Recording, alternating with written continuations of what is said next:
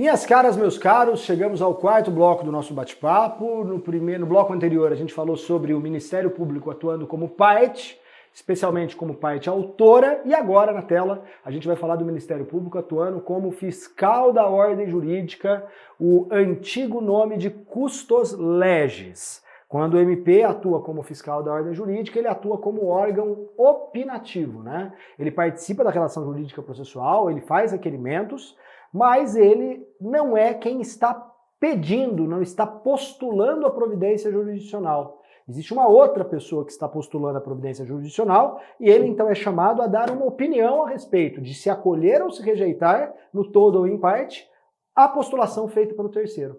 Ele trata, portanto, de um órgão parecerista, beleza? Como é que eu vou estudar a atuação do Ministério Público como fiscal da ordem jurídica, como custos legis? Primeiro, sabendo na tela que existe hoje uma disciplina do Conselho Nacional do Ministério Público a respeito disso. E quem vai prestar concurso do MP tem que baixar essa normativa e dar uma boa lida. A recomendação CNMP 34 de 2016 trata da atuação dos membros do Ministério Público como fiscal da ordem jurídica em primeiro grau de jurisdição, volta na tela, e também tem a recomendação número 57 de 2017, que trata da atuação dos membros do Ministério Público como fiscal da ordem jurídica em segundo grau de jurisdição. É muito provável que no seu concurso te exijam mais a 34 de 2016 do que a 57 de 2017, tá bom? Mas além disso, de conhecer essas duas normativas, até mais do que isso, você precisa saber que o Ministério Público atua como fiscal da ordem jurídica em 4 situações, em 4 hipóteses, todas desenhadas no artigo 178 do CPC. A primeira hipótese é a hipótese dos incapazes. Qualquer processo que tenha incapaz como parte ou como interveniente, importante isso, pode ser um denunciante denunciado ali de um incapaz, um chamado ao processo incapaz, qualquer processo que tenha como parte ou interveniente o incapaz, o Ministério Público vai ser chamado a atuar como órgão opinativo. Atenção aqui comigo, meu caro Eric, aqui tem uma observação importante. Primeiro, não interessa se é absolutamente ou relativamente capaz, tá? Tendo incapaz, absoluto ou relativamente, o Ministério Público atua.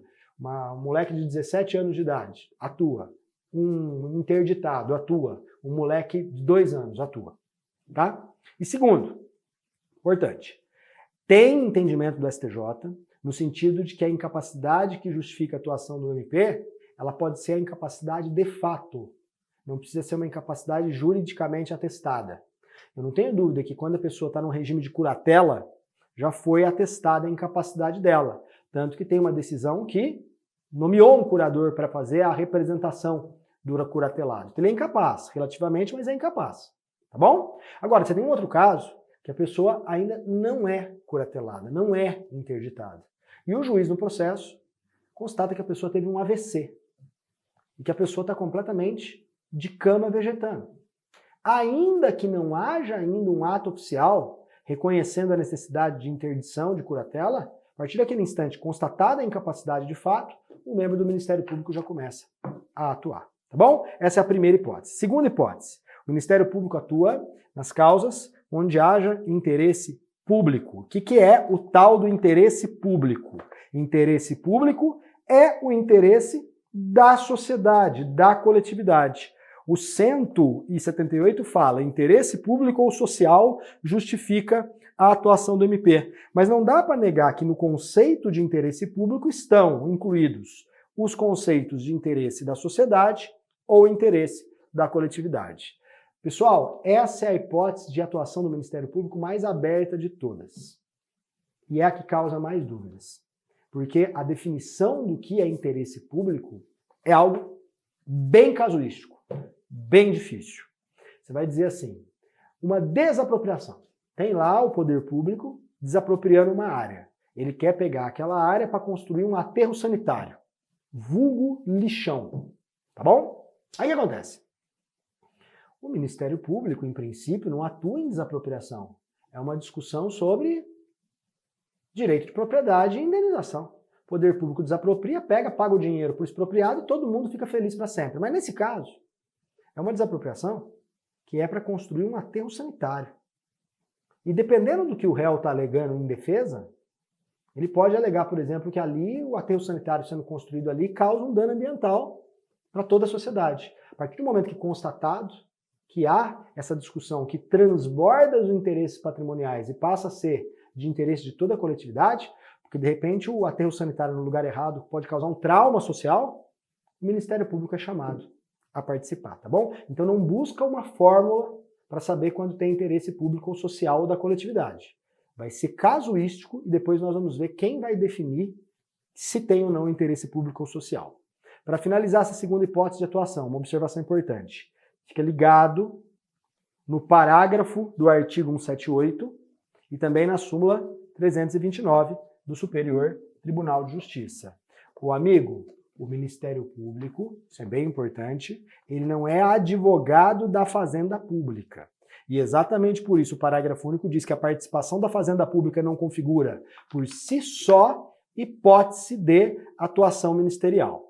Veja, eu não nego que nos termos da súmula 329 do STJ, o Ministério Público tem legitimidade para defender o patrimônio público. O Ministério Público pode propor ação civil pública nos casos de dano ao patrimônio público para poder tutelar o patrimônio público e eventualmente protegê-lo. Eu não nego. Mas não é todo o processo que tem a fazenda envolvida que tem a ver com interesse social de proteção de patrimônio público. Porque se não fosse assim, tudo quanto é execução fiscal, o Ministério Público tinha que atuar. Qualquer cobrança contra o município, o Ministério Público tinha que atuar.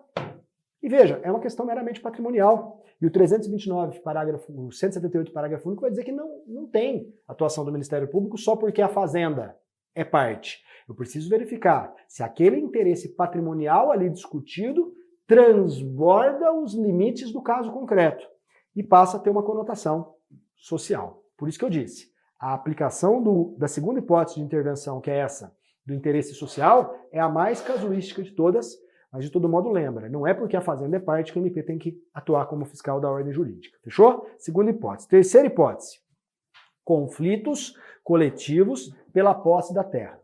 Não interessa se é terra urbana ou se é terra rural. Se tem conflito coletivos pela posse, conflito coletivo é conflito multitudinário, com várias pessoas sendo, muito provavelmente, os ocupantes. O Ministério Público passa a atuar, porque a perspectiva da legislação é que toda vez que você tem um conflito coletivo, na base, você tem uma discussão sobre reforma agrária, tem uma discussão sobre habitação, sobre urbanismo. Então, como os valores envolvidos são valores meta-individuais, justifica-se que o Ministério Público atue. Atenção, embora o 178 diga que o MP atua, toda a disciplina do modo de participação do Ministério Público você vai encontrar lá nos artigos do CPC que tratam das possessórias em caso de conflito coletivo. O 554, parágrafo 1º e o 565, parágrafo 2º falam exatamente como isso funciona.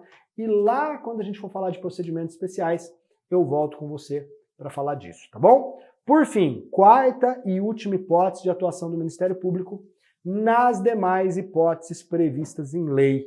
Além dessas três que estão no próprio artigo 178, você vai perceber que vão existir outras hipóteses de atuação do MP como fiscal da ordem jurídica em situações específicas previstas no CPC ou em legislação extravagante. Então eu gostaria de dar uns exemplos. Por exemplo, 698, parágrafo do Código de Processo Civil. A gente está lá nas ações de direito de família. E o Ministério Público, por força do parágrafo único do 698, tem que necessariamente atuar como fiscal da ordem jurídica, ainda que não tenha incapazes envolvidos, né, se tiver violência doméstica familiar. Por que o legislador colocou esse dispositivo lá? É porque existe um fenômeno da subnotificação em matéria de violência doméstica. Só que a pessoa que às vezes não vai na polícia contar que foi agredida a mulher, toma medida cível para divorciar do vagabundo que pregou a mão nela. Então o que ele faz? Ela propõe o divórcio, conta das agressões físicas, mas ela não comunicou para a polícia. O juiz, mesmo não tendo incapaz, o juiz, mesmo não tendo interesse de menores, ele vai avisar para o Ministério Público que tem um divórcio fundado em violência doméstica e familiar. E o Ministério Público atua como fiscal da ordem jurídica, inclusive para que ele receba essa subnotificação que não foi encaminhada para os órgãos policiais. E a partir dali, como a ação em alguns casos de violência doméstica, é pública e incondicionada, ele tome as medidas, mesmo à revelia, muitas vezes, da vítima, para protegê-la. Fechado? Então esse é um exemplo de atuação do MP fora do 178. Um outro exemplo, e é um exemplo super bacana, é o exemplo do artigo 6º, parágrafo 4º da Lei de Ação Popular. Ele diz que nas ações populares o Ministério Público atua como fiscal da ordem jurídica, porque a ação popular protege interesses difusos que têm conotação social. Meio ambiente, patrimônio histórico, cultural, moralidade administrativa e patrimônio público. Nesses casos, o MP não é o autor da popular, mas ele atua como fiscal da ordem jurídica. Do mesmo modo, na tela, o Ministério Público atua como fiscal da ordem jurídica nas ações civis públicas que não foram propostas por ele. Sim, o Ministério Público pode propor ação civil pública, mas o artigo 5º da Lei de Ação Civil Pública diz que a Defensoria pode, a associação pode, né?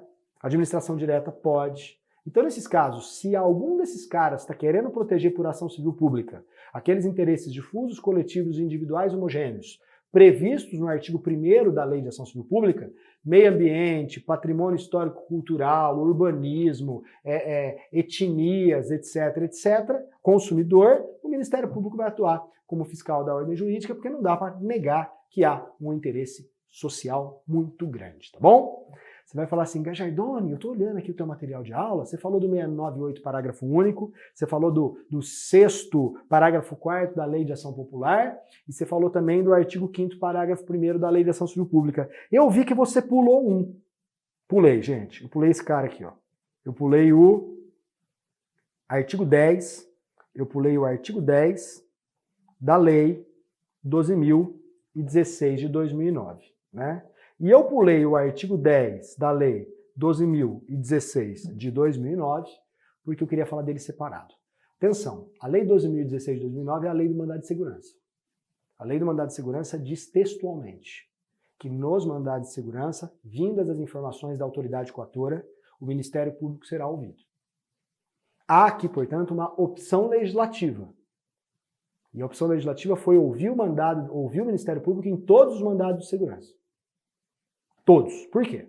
Porque na base do mandado de segurança, eu tenho a alegação do impetrante de que existe um ato ilegal ou abusivo de poder.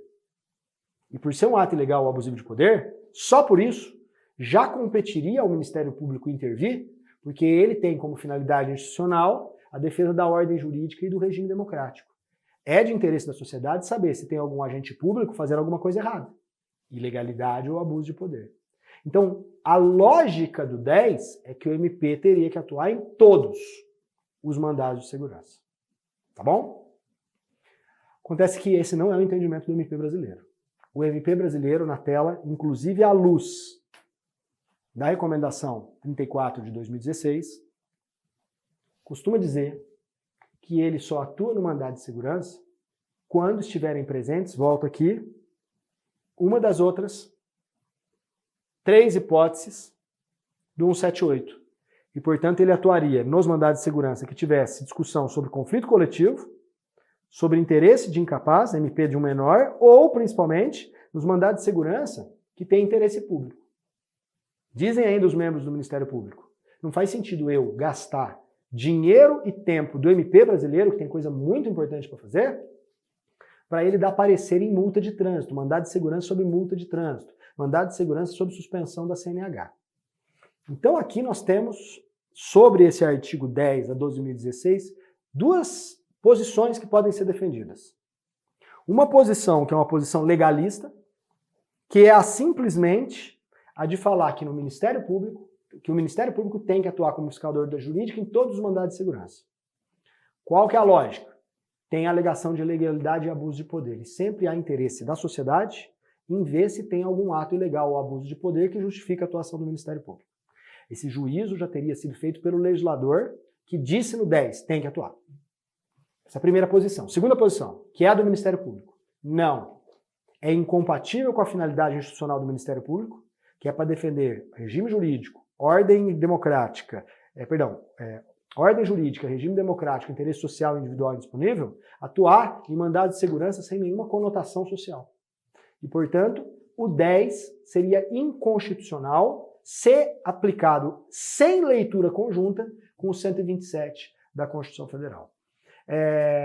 Eu confesso para você que eu sou muito sensível ao argumento do MP. Tá? Eu sou muito sensível ao argumento do Ministério Público. E eu acho que é uma questão de sobrevivência institucional o que eles defendem. Porque senão não tem promotor suficiente para tudo que tem que ser feito. Tá? Mas, posto isso, que eu entendo perfeitamente as razões, eu tenho muita dificuldade em simplesmente ignorar o que diz o artigo 10 da Lei 12.016 de 2009. E por isso que nos meus mandados de segurança eu sempre abro vista para o MP. Se o MP vem no processo e fala não tem interesse em atuar, pronto, resolveu o problema. Eu chamei, ele falou que não tem interesse. Não tem nenhum vício, por quê? Ele participou dizendo que não há interesse. Resolvo o processo, toco ele adiante. Tá? Sempre eu abro vista para o MP nos mandados de segurança. Agora, não dá para falar que a melhor posição para uma prova do MP é essa minha. Talvez a melhor posição do MP para o MP é dizer que nem em todo mandado de segurança o Ministério Público deveria atuar. Tá bom? Mas aqui minha posição não é ruim, não. Porque, na verdade, eu deixo ele, definir. Eu falo, você quer atuar? Eu dou vista em todos. Mesmo os de trânsito. Você quer atuar? Ele fala, não. Então, beleza, segue. Eu deixo a última palavra na mão dele. Agora, se ele quiser atuar, ele atua. Eu não vou pôr o meu processo em risco sem oportunizar a fala do Ministério Público por conta do que diz o 10 da legislação. Beleza? Senhores, com essas considerações na tela, meu caro Eric, eu acabei as hipóteses de atuação como fiscal. Agora, aonde que o bicho pega? Principalmente nessa hipótese aqui. De certa maneira, nessa hipótese, e se você adotar essa postura que eu adoto no mandado de segurança, também vai o bicho pegar aqui. O bicho pega nisso aqui, ó. Quem define quando o MP atua? Afinal de contas, eu digo assim, o MP atua no mandado de segurança, quando tem uma das hipóteses do 178. Ou eu digo assim, o MP atua quando há interesse público ou social ou coletivo. Ótimo. Quem diz quando o MP atua nesses casos? Tem 3 posições. Uma primeira posição vai dizer que quem diz é o próprio MP, inclusive é o que dá para entender do artigo 2º da recomendação CNMP 34 de 2016, e alguns autores sustentam, eu não concordo, mas tudo bem, que se o juiz não concordar, ele aplicaria por analogia o 28 do CPP, que o STF deu um jeito meio que de manter em vigor, né? Apesar de ter sido revogado pelo pacote anticrime. Então vamos lá, eu, juizão, tô com um processo lá meu, aí eu pego, abro vista para o MP para ele falar que quer atuar. Eu falo no meu Ministério Público, o negócio é o seguinte, aqui tem um processo, uma desapropriação, que discute o lençol freático, o lençol da cidade de Águas, tá? MP, eu tenho um mandado de segurança aqui que envolve um ato ilegal praticado pelo governador. Quer atuar? Abro para ele. O MP analisa, fala, sim, quero atuar. Ótimo, então diga. Não, não quero atuar. O processo volta para o juiz. Aí o juiz olha e fala assim, mas eu não concordo, eu acho que você tem que atuar. 28 do CPP. Mandaria para o Procurador-Geral de Justiça ou para o Procurador-Geral da República para ele falar se o MP tem que atuar ou não. Analogicamente ao que se faz no inquérito policial arquivado quando o juiz não concorda. Beleza? Essa seria a primeira postura. É a postura mais adequada para o MP, para provas do MP. A segunda postura é que quem manda é o juiz. Como em qualquer decisão do processo, é o juiz que dá a última palavra sobre o que tem que ser feito ou não. E se a parte não concorda, o que ela faz? Recorre. Se o interessado não concorda, o que ele faz? Recorre. Então, se o juiz falasse assim, MP atua nesse mandado de segurança, o MP só tinha a opção de atuar. MP atua nessa desapropriação. O MP só tem atuação, só tem opção de atuar. É uma ordem do juiz. E se ele não concorda, recorre. Essa é a pior posição. A pior posição. Porque você vira um ranca-rabo institucional e a parte fica assistindo lá o promotor e o juiz brigarem se o MP fala ou não fala. A melhor posição de todos, com todo respeito, é essa aqui, ó. Que é a posição do professor Nelson Nery Jr. Que, na verdade, a atuação é definida pela participação conjunta dos dois órgãos. MP e juiz. Ambos têm que assinalarem que o MP tem que atuar. Se os dois concordarem, o MP atua. Se os dois não concordarem, o MP não atua. Então, exemplificativamente, tem um mandado de segurança lá da ilegalidade cometida no governo do Estado. Eu acho que aquele mandado de segurança é um mandado de segurança que tem um interesse público-social. Eu tenho uma desapropriação que envolve a questão do lençol da cidade. que envolve a questão do aterro sanitário. Embora a desapropriação ordinariamente o MP não atue, porque é uma discussão patrimonial de valores, nesse caso eu acho que o MP tem que atuar. Então eu, juiz, mando o processo para o MP. Tá bom? Aí o que acontece? Vai para o MP. E o MP fala, realmente, excelência, Vossa Excelência tem razão, tem que atuar nesses dois casos. MP e juiz concordaram, atua. Mas o processo pode ir para o MP e o MP falar, excelência, não quero atuar, não vejo interesse público social, nem coletivo, nem nada, não vou atuar. Devolve para o juiz segue o processo. Não tem atuação porque os dois órgãos não concordaram. E a vida que segue.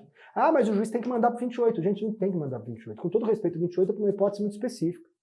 Eu sei que tem gente que sustenta que quando o juiz não concorda, manda para o 28. Mas o que gera a nulidade do processo é não dar a oportunidade para o MP manifestar. Se o MP, eventualmente, teve a oportunidade e não quis, segue a vida. Não tem por que prejudicar a parte ficando vendo o processo parado porque o promotor disse que não tem interesse em atuar. Entendeu meu raciocínio? Podia fazer o raciocínio do contrário. Tem um processo que está comigo que eu não vi interesse do MP atuar. Só que o MP atravessa uma petição falando, excelência, eu quero atuar nesse processo. O MP quer, eu analiso e falo, realmente você tem razão, defiro, passo a atuar. 2, pronto, vai ter atuação do MP. Mas pode acontecer do MP peticionar num processo meu, dizendo que tem interesse em atuar, eu analisar e falar, MP, desculpa, não vejo nenhuma hipótese de atuação sua aqui, indefiro. E o MP não vai atuar. Ah, mas o MP não concorda, recorre. Se o judiciário reformar a minha decisão, tem dois órgãos dizendo sim, MP e judiciário, porque a palavra pelo efeito substitutivo do recurso é do tribunal. Agora, se o tribunal mantém minha decisão dizendo que o MP não vai atuar, ele não vai atuar. Entendeu? Por isso que a posição do Nery, para mim, é a melhor posição. Essa é a segunda observação sobre MP como fiscal da ordem jurídica. Terceira observação. Impedimento e suspeição dos membros do Ministério Público. O membro do Ministério Público, quando ele é parte, é brigável se tem ou não impedimento ou suspeição, porque ele tem o interesse do MP para defender. Dá até para falar que tem impedimento e suspeição pelo caráter público do órgão. Mas é uma discussão mais pesada. E não vamos entrar nessa discussão se tem impedimento ou suspeição para o órgão do MP como parte. Agora, como fiscal da ordem jurídica, como órgão opinativo, como órgão de parecer, não dá para negar que o membro do MP tem que ser totalmente imparcial. Até para ele opinar com liberdade, com isenção, para favorecer ou desfavorecer uma parte ou outra. Então não resta dúvida que o impedimento e a suspeição pode acontecer para os membros do Ministério Público.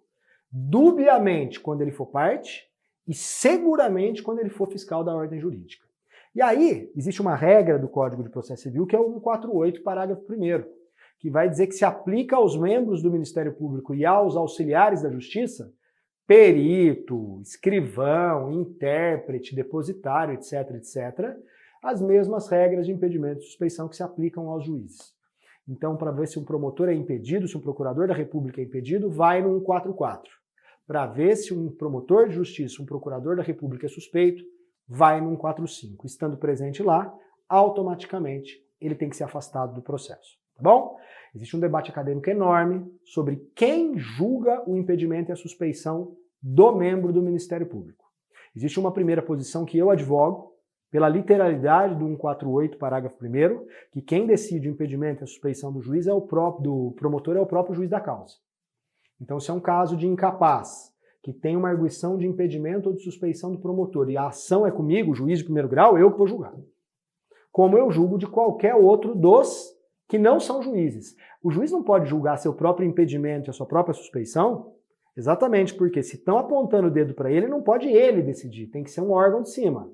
Mas no promotor, são pessoas diferentes. Então me parece que do mesmo jeito que o juiz aprecia o pedido do promotor no processo, ele pode julgar se o promotor é impedido ou não, ou suspeito, e se não concordarem, recorre, tá? Então essa é uma primeira posição, eu acho que pela literalidade do 148, parágrafo 1º, quem julga é o próprio juiz. Mas há quem defenda que quem tem que julgar o membro do Ministério Público, nas hipóteses de alegação de impedimento e suspeição, é o tribunal. Seria mais ou menos a equiparação funcional de Ministério Público e juiz. Então, se quem julga o impedimento e suspeição do juiz é o tribunal, consequentemente, quem julgaria o impedimento e a suspeição do membro do Ministério Público também seria o tribunal, tá bom? Dá para defender as duas posições, não há consenso a respeito de qual é a mais adequada. Eu nunca tive um caso de impedimento de suspeição de MP na minha vida, gente. Não sei nem que posição eu adotaria no caso concreto. Tendo a adotar a primeira, como eu disse para vocês, porque me parece mais lógica à luz do sistema. Ora, se eu, juiz de primeiro grau, julgo os pedidos feitos pelo MP, por que eu não posso julgar se ele está impedido ou suspeito? Não concorda, recorre. Mas há quem defenda a segunda posição, essa é a letra C. Quarta e última letra das prerrogativas do Ministério Público como fiscal da ordem jurídica são as prerrogativas como fiscal. Mas vamos fazer o seguinte, a gente fala sobre as prerrogativas logo depois do intervalo.